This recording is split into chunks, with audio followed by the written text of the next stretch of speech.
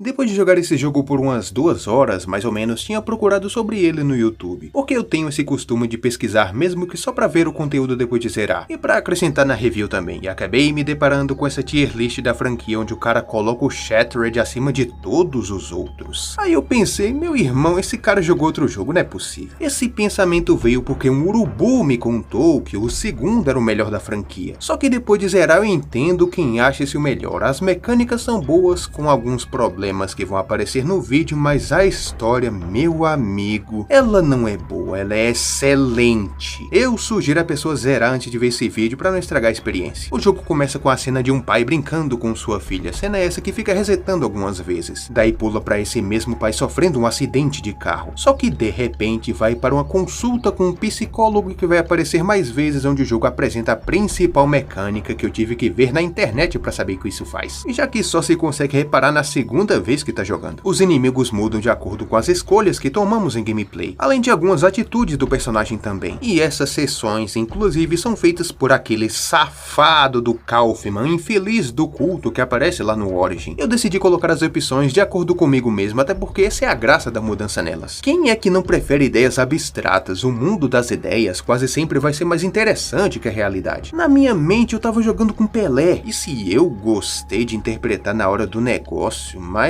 que raio de pergunta é essa? É tipo, amor vira Lara Croft aí pra mim? Olha, pensando assim pode ser interessante, mas como eu não sou casado, não entendo desses papos ainda. Após a conclusão das perguntas, logo muda a cena para novamente o coitado jogado no chão. E como tinha visto no começo do vídeo do Danael Fernandes, esse vai ser uma reimaginação do primeiro jogo da franquia. Por isso aqui tá nevando ao invés de ser só névoa, o que infelizmente me impossibilita de dizer que Silent Hill é a Bahia. Dessa vez vai ser Curitiba. A primeira coisa que Harry faz é pegar seus óculos, claro, e logo em seguida procurar por sua filha Cheryl, chegando até caçar embaixo do carro, porque vai que, né? Não encontrando, ele decide sair por aí. Ainda bem que esse é um jogo de a lanterna não buga igual o Origin, e que é um recurso necessário, pense num jogo escuro em alguns momentos. Um diferencial que esse teve é que os desenvolvedores decidiram que o jogador deveria ter mais interações nas ações do personagem. Por isso, ao invés de você só apertar o X e abrir a porta, ainda tem que manter o direcional pra frente. Já que isso é uma coisa bestinha, não incomoda muito. Agora na próxima interação, mostra que você também vai ter isso nos puzzles que vão aparecer em gameplay. Se fosse feito só de vez em quando, beleza, uma adição legal, mas em muitas vezes isso é chato, ficar parando a gameplay pra arrastar a mãozinha é uma merda. Avançando um pouco, Harry acaba entrando numa lanchonete onde tem essa policial feita por desenvolvedor japonês. Policial não anda com esse decote aí não. Ele informa que está à procura de sua filha. Felizmente, esse é um jogo repleto de bons diálogos. Fica realmente parecendo que são duas pessoas falando, ao invés de ser só comuns por aí, dois bonecos dando informação pro jogador. O celular de Harry toca no meio da troca de palavras, mas logo em seguida é desligado. Agora é a policial que tem uma chamada no rádio, o que faz ela sair e o jogo apresentar a mecânica de interação com o celular. E meus amigos, se não fosse a escolha dos desenvolvedores de colocar atalhos nas principais interações do celular, essa mecânica ia ser uma bosta. Porque sem o atalho do direcional, você teria que acessar o celular, clicar na esquerda, apertar X para selecionar o mapa e ainda apertar de novo para dar zoom. Assim que Harry sai da lanchonete ou bar de strip, aparentemente, no mesmo parquinho onde tinha passado antes, o jogo mostra a nova mecânica que temos aqui. Quando surgir alguma aparição fantasmagórica no mapa, você pode tirar uma foto e ver uma linha de diálogo, que dá mais vontade de explorar. Já a outra é praticamente a mesma coisa, só que agora você não precisa tirar uma foto porque a anomalia está num objeto. E para facilitar no encontro delas, o jogo já avisa com um chiado quando se aproxima, tipo quando o Travis olhava para os itens lá no Origin, que vai por mim, deixa bem melhor explorar dessa forma, senão ia ficar relando em tudo quanto é lugar para achar o negócio. Nesse conta sobre uma jovem que quis usar um vestido provocante para chamar a atenção de outro jovem. A juventude é uma merda. A Cheryl acaba ligando e diz a Harry que precisa correr. E é aqui, senhoras e senhores, que começa uma das partes de perseguição desse jogo que eu acho um lixo, porque a gente não tem a opção de se defender. Já não basta a legislação brasileira me impedindo de me defender com uma 12 em casa. Por mais pamonha que o cidadão seja, assim que ele perceber que tá correndo risco de vida, o tal vai tentar se defender defender. Travis mesmo no Origins pegava até torradeira, já que é só correr. Tirando a parte de que eu não gosto, a perseguição é boa. Não é um lugar em linha reta que você corre pra frente e dá umas curvinhas. Esse do começo até que é fácil, mas uns mais à frente, o que é fácil mesmo é você se perder e demorar muito pra achar a saída. Claro, pode usar o mapa, mas os finos não vão ficar esperando tu olhar no mapa pra fugir. E assim que acaba essa sessão de descarrega emocional, tem essa parte que você pode colorir esse desenho que, nossa, tô lembrando aqui, moleque, de quando eu era criança, literalmente. Harry acaba chegando em casa, mas acaba se deparando com um maluco que não conhece, dizendo que essa não é a casa dele. Até a mulher chega falando que estão aqui há 14 anos. Mas assim que dizem que a filha dele está lá dentro, o cara endoida, diz que é a Sherry, tenta entrar, daí o homem bate a porta na cara do protagonista. Tempos depois, a mesma policial da lanchonete aparece e confirma que essa não é a casa de Harry, e fica revoltadinho com a policial. A moça consegue fazer o cara entrar na viatura para ir à delegacia e ver se ela resolve alguma coisa. Mas no caminho, por conta da névoa, ela sai do carro para ver onde estão e não volta, fazendo o desmiolado sair para verificar. E esse é o problema desse excesso de interação. É só apertar o botão, sair do carro e continuar a gameplay. Nem divertido é essa merda. Não é um acréscimo, é um peso. Agora Harry tem que andar com somente sua lanterna e celular por Curitiba à noite, e eu não farei esse acordo. Nessa casa, onde já na primeira sala temos um urso todo esbagaçado, mostra mais uma mecânica de exploração, onde a gente coleciona objetos específicos encontrados por aí. É banco das mecânicas de gameplay coincidem com a história do jogo, mas parando pra pensar agora, todas as que são de exploração não fazem sentido nenhum. Por que Harry ia guardar um monte de bagulho no bolso, sendo que ele tá atrás da filha? Mas como elas melhoram a gameplay, não precisa fazer sentido. Ia ser bom se fizesse? Ia, mas não faz, então pronto. Com a ligação da oficial Bennett perguntando por que Harry tinha saído e falando que ia até ele, eu lembrei da mecânica que você pode ligar para outras pessoas a qualquer momento. É uma pena que o jogo não tenha feito mais diálogos para ela, ia ficar da hora, mas felizmente tem vários outros números, inclusive um secreto onde você pode simplesmente ligar para Konami, para amenizar um pouco na perseguição, já que se juntar um monte esses tarado magrelo vão ficar agarrando o pobre homem toda hora. Tem essa mecânica do sinalizador que afasta por um tempo, mas assim, filho, o cara tem força suficiente para jogar o bicho pra longe, mas não consegue se defender, é complicado. E olha como o cenário de neve é bonito. E reparando mais um pouquinho, se colocasse em primeira pessoa e com MP40 na mão e virar Call of Duty. Em frente, a oficial liga novamente e depois de uma pequena descrição de Harry, ela informa que o protagonista está na escola Midwich, onde o ginásio serve como abrigo de emergência, que provavelmente Sherry está lá. Temos mais uma vez uma consulta no psicólogo, que agora faz perguntas sobre a época de escola, obviamente. Dentre uma delas, o cara me pergunta se eu era mongol. Calma aí, rapaz. Outra pergunta se eu era preguiçoso. Ah, meu amigo, teve uma vez que eu dormi no primeiro horário e só acordei no intervalo com o porteiro vendo se eu tava chorando, então sim. Outra coisa que esse excesso de interação causa de ruim no jogo é a falta de imersão. Porque não é possível que um ser humano seja tão burro ao ponto de deixar a chave num lugar tão óbvio quanto nessa merda. Tinha uma cabana na floresta onde tava uma mesa do lado. Em cima dessa mesa havia uma bolsa. Adivinha onde os caras colocaram bagulho? As histórias paralelas agora são lógicos sobre o período da adolescência, diferente das duas extremamente pesadas que tem no cenário anterior. Essas são repletas de burrice e muitas sacanagens, como é o caso desse primeiro aviso que diz que alguns retardados estão fazendo uma brincadeira de sufocamento. A segunda que temos acesso é desse garoto falando com sua namorada sobre avançar um pouco mais na relação, que todos os meninos fazem isso e coisa e tal. E um pouco à frente um dormitório que só olhar pra parede percebe que é o masculino. Mas olha pra você ver como que é a puberdade e a carência da vida adulta, pra não dizer outra coisa. O que é que você ganha colocando a foto de uma mulher que tu nem conhece e nunca vai ver na vida? É uma coisa tão sem sentido. Tinha que ser o lado animal do ser humano mesmo, pra ficar mulher, eu quero mulher, cadê mulher? 2050 mulheres todos os dias quero pegar. Calma, Calabreso. Isso acontece com mulher também, mas até mesmo a mais feinha tem pelo menos uns dois correndo atrás dela. Logo, não é muito comum ficar nessa. E se tal pessoa ficar nessa neurose direta, vai acabar tendo dois finais. Ou você vira um criminoso, ou acaba que nem esse cidadão que trata a garota como se fosse uma criatura perfeita, maravilhosa, sem falhas, que toda vez quando ele acorda, pega o celular e manda isso aqui pra ela. Bom dia, minha princesa. Eu quero te desejar o clima mais maravilhoso e incrível do Brasil.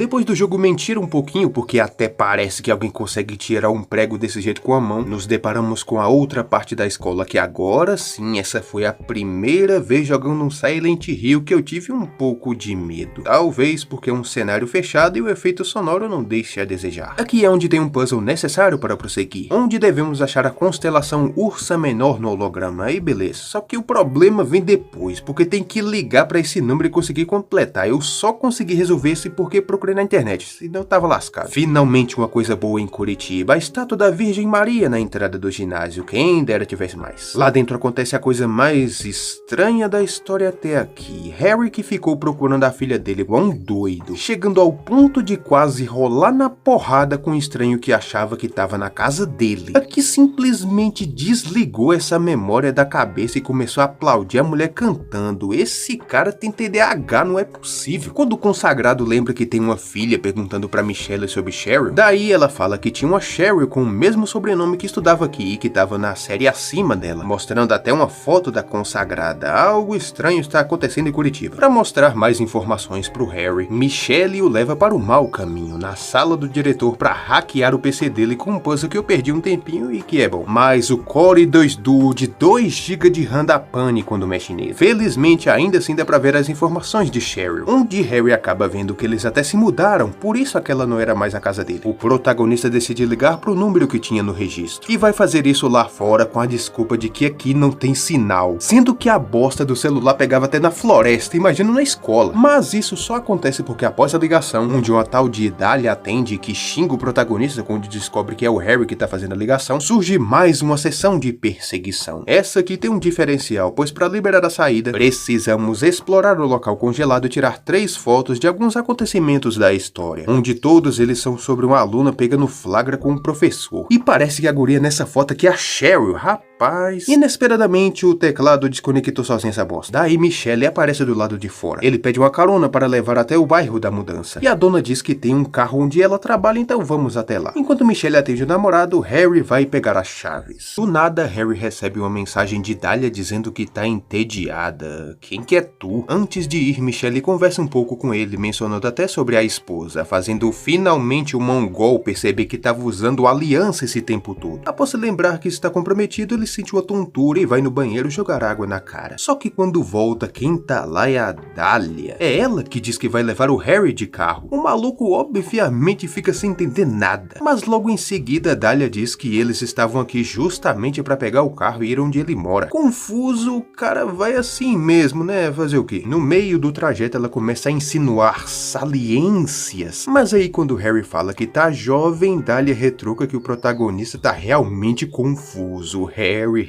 o que tu fez, Harry? Quando se resolve o problema da ponte levantada com um puzzle bem legalzinho até, a mulher volta a insistir na saliência. Acho que de todos esses anos nessa indústria vital, essa é a primeira vez num jogo que uma mulher tá quase recorrendo à agressão pro cara pegar ela. Mas dessa vez, sem mesmo sequer o cenário mudar antes, Dália é completamente congelada. Enquanto a ponte, segundos depois, é destruída, fazendo o carro cair no lago. E aqui é onde com certeza eu passei um momento de mais ódio contra essa desgraça de movimentar setinha. O primeiro pensamento que me veio assim que aconteceu essa cutscene foi pelo menos tentar salvar a guria. O jogo não deixa. Daí segue-se novamente de fazer algumas coisas para conseguir escapar dessa situação. E dentre elas você precisa girar o analógico para mudar o rádio do carro. Mas aí foi que eu lembrei algo que tinha percebido quando jogava Ghost of Sparta há algum tempo atrás. Quando tem essa interação de girar analógico, é mais fácil SUS ter o atendimento decente do que você conseguir fazer isso direito no teclado. Eu usei o controle na tela que tinha dado certo da última vez, só que ainda tinha que manter pressionado o Q, que é o R1, e o X, que é o direcional para baixo. E mesmo assim não tava girando. Nesse dia, que foi segunda, palavrões foram despejados nessa hora. Por isso que eu recomendo pra pessoa que quer jogar emulador de PSP pra cima, não vai no teclado não. Ele só serve mesmo pra jogar de PS1 e olha lá. Felizmente, mesmo se você não conseguir botar a merda do rádio na frequência certa, o jogo continua, só que com outra cutscene. Temos mais uma consulta com um psicólogo, só que agora sobre a morte, e devemos aceitar que ela chega, e que pode chegar a qualquer momento, palavras que combinam e muito com o final do jogo. Harry aparece desacordado numa rua, sendo salvo pela oficial que fala pro protagonista que a ponte foi interditada desde quando começou a tempestade. Não tinha como ter um acidente. Mas mesmo que aparentemente esse acidente não tenha acontecido, Harry tá todo encharcado. Quando ela vai dizer sobre as informações que encontrou sobre ele, a coitada é congelada assim como Dahlia. Só que dessa vez os tarado fino vão pra cima do cidadão que foge numa cadeira de rodas. E vamos convenhar, é muito mais estiloso que correr a pé, mas que infelizmente não dura muito tempo. Após aquela maldita experiência de puzzle desgraçado no carro, dá pra se imaginar como que tava minha paciência pra essas porcarias que ficou empatando o progresso sem necessidade alguma. Eu quero jogar, deixa eu jogar, o jogo foi feito pra jogar, que bagulho chato. Acontece outra cutscene assim que saímos do hospital, que é essa aqui, onde só no comecinho trava mais que Gago cantando rap e depois fica normal. Onde essa pobre coitada sofreu um acidente. E não quer ir ao hospital, já que tá praticamente dentro, mas quer ir pra casa porque lá tem medicamento e bandagem. Imagina a situação precária do hospital público de Curitiba, que até a enfermeira que trabalha lá quer se tratar em casa. No crachá, Harry vê que essa é a mesma Lisa que Travis encontra no Origins. E como não tá fazendo nada, ele ajuda a senhora a chegar em casa. E lá pede pra ele pegar alguns remédios após sentir uma dorzinha de cabeça e acaba dormindo logo em seguida. Agora temos mais uma sessão de descarrego emocional, com um psicólogo que agora fala sobre culpa, que nós não devemos nos culpar por tudo. Bom, mas aí ele começa a falar que ao invés disso, tem que culpar os outros, a Deus e a ele mesmo. Assim, o que esse merda tá falando? Terapia lixo, eu pedi meu dinheiro de volta. Além disso, que só fresco que a única serventia na vida é ser um bosta que fica culpando os outros. Tem vezes que ninguém tem culpa de nada, meu amigo,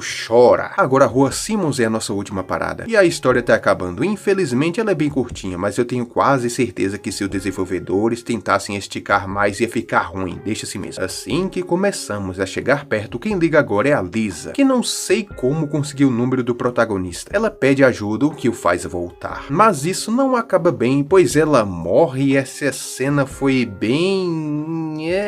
que personagem desperdiçada. Apareceu, morreu, já foi. Do nada a oficial entra na casa e acaba flagrando essa cena que ela interpreta como Harry sendo culpado. Já que desde quando conheceu ele até agora o maluco não diz coisa com coisa, mas acaba sendo congelada. Tem outra parte de perseguição que de novo é travada por uma bosta de puzzle que eu vi na internet como que faz, dane-se. Tendo uma breve passada pelo shopping Toluca, onde o jogo consegue fazer você dar uma volta bem feita nele, mesmo objetivo sendo em linha reta, onde eu descobri que pra girar direito você tinha que mover mais devagar, por isso tava dando errado. Harry chega em casa e entra num quarto, só que ao invés da filha aparece essa senhora que conhece o Harry e dá a informação de que Cheryl na verdade tá no farol, ou seja, de novo a gente tem que ir pra outro lugar, ainda bem que é o último, que já tá ficando chato. Antes de ser congelada, tal mulher revela que é a esposa de Harry, mais conhecida como Dahlia. Logo em seguida começa essa merda de perseguição que de tão ruim bugou a lanterna, porém, o jogo conseguiu me surpreender nessas últimas, porque finalmente eles são como deveriam ser desde o início. Antes parecia como se fosse a gente entrando na dimensão espelhada no Origin. A partir de agora ela é completamente sem sentido, assim como as memórias de Harry. Escadarias extremamente exageradas